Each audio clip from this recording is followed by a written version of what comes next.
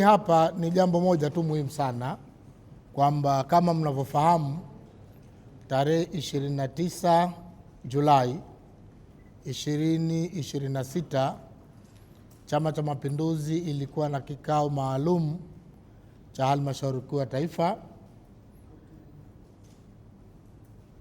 Kikao kile kilifanyika Zanzibar, Ikulu za Tunguu, ama tunasema Ikulu ndogo Tunguu, na kikao kile kilikuwa na ajenda mbalimbali ambazo tayari Katibu wa NEC Kenan ameshazungumza hapa.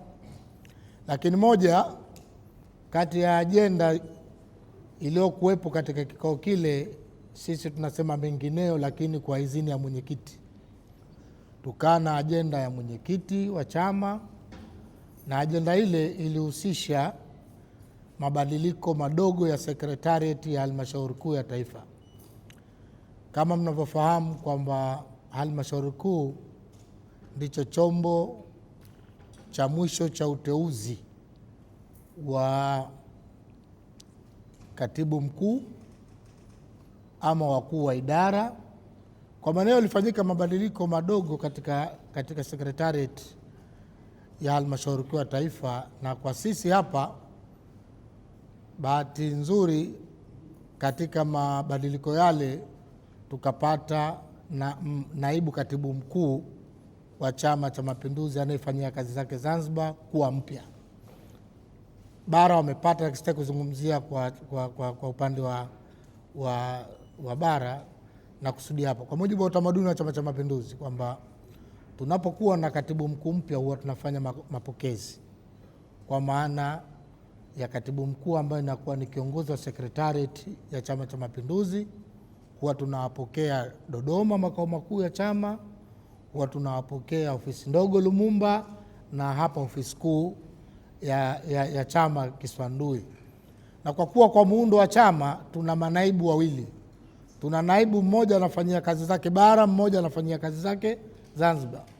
Huyo anayefanyia kazi zake Zanzibar, kwa mujibu wa muundo wa CCM, kuna kitu kinaitwa kamati maalum ya Halmashauri Kuu ya Taifa, ambayo hiyo kamati maalum ya Halmashauri Kuu ya Taifa inakuwa na sekretarieti yake, ambayo sekretarieti yake hiyo inashughulika na siasa za CCM za kiutendaji zote za hapa Zanzibar, nayo inasimamiwa na naibu katibu mkuu Zanzibar, ambaye yeye ndo anakuwa mkuu wa sekretarieti ya Chama cha Mapinduzi ya kamati maalum hapa Zanzibar.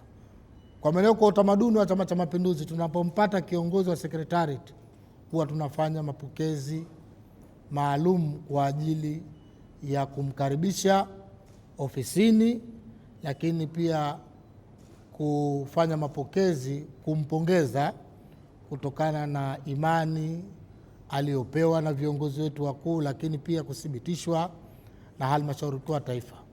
Kwa maana nimekuleteni hapa mahususi kwamba tunatarajia kesho kutwa tutakuwa na mapokezi, itakuwa tarehe 5, tutakuwa na mapokezi ya naibu katibu mkuu ndugu Abdi Mahmud Abdi hapa Zanzibar, na utaratibu wake utakuwa kama ifuatavyo. Tunatarajia kwamba naibu katibu mkuu ataondokea ofisi za Umoja wa Vijana hapo Maisara, na ataambatana na wana CCM mbalimbali na makundi mbalimbali. Atatoka pale, atapitia njia hii ya Faya kujia Magereza, kushuka paka Miembeni na kuja paka Kachorora. Pale atakuja zake moja kwa moja mpaka Kisonge hapo roundabout. Pale naibu katibu mkuu atashuka huko kote, atatembea na gari iliyokuwa ya wazi.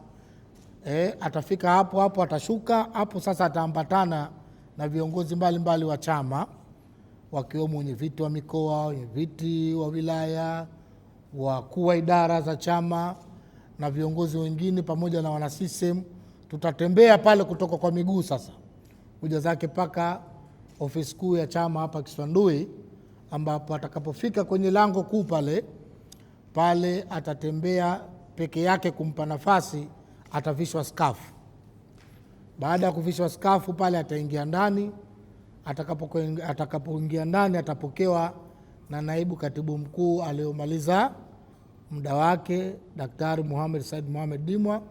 Baadaye ataambatana, atakwenda kwenye kaburi la hayati Mzee Karume, atasoma dua. Baadaye atarudi hapo, atazungumza na wana CCM watakaojitokeza katika viwanja vyetu. Baadaye tutaenda naye katika ukumbi wa Secretariat juu kwa makabidhiano ya ofisi.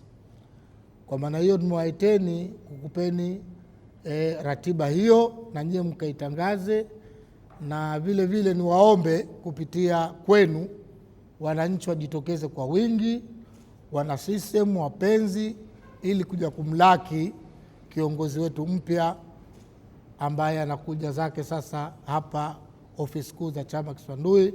Lakini pia nitumie fursa hii kwamba kama mkuu wa idara ya itikadi na uenezi, sisi pia tunatoa pongezi zetu za dhati kwa naibu katibu mkuu ambaye aliyemaliza muda wake kwa kazi kubwa nzuri aliyoifanya, na nyinyi nyote mashahidi kwamba sio jambo dogo kusimamia utendaji wa chama kikubwa kama hichi. Chama kina mambo mengi, lakini kikubwa pia ametusaidia kutuvusha kwenye uchaguzi mkuu. Kwa kweli lazima tumshukuru na tumuombee Mungu amjalie afya njema na aendelee kutusaidia na kutushauri, kwa sababu siasa za Zanzibar mnazijua, si siasa za maigizo. Mimi siku zote nasema kwamba siasa za Zanzibar si siasa za underground peke yake, ni siasa ambazo za kushawishi watu, na ndio maana mnawakuta watu wengi huwa wanaandamana, wanataka mikutano ya hadhara. Hata mabadiliko duniani huwa yanatokea kutokana na masi za watu. Mmesikia Arabic Spring zile zilizotokea Misri, Morocco, Algeria, ni watu kushawishika. Kwa maana hiyo mimi nimshukuru sana naibu katibu mkuu aliyopita, alitupa mashirikiano mazuri, na ndio maana mkatuona kila wakati tunazungumza na nyie, mkaona tumeendesha kampeni vizuri idara ya uenezi. Kwa maana hiyo mimi nimshukuru sana kwa niaba ya wenzangu wote wa idara, na tunatarajia leo tutakuwa naye hapa, atakuja kuzungumza na staffing wa Chama cha Mapinduzi, lakini nimeona kama ni msemaji wa chama na nyinyi mtaenda nayo, kwamba tunamshukuru sana kwa busara zake, hikma zake, lakini pia kwa miongozo yake. Tunamtakia majukumu yake mengine mema, bado ana nguvu na naamini bado anaweza kutumika kama watakavyoona viongozi wetu inafaa.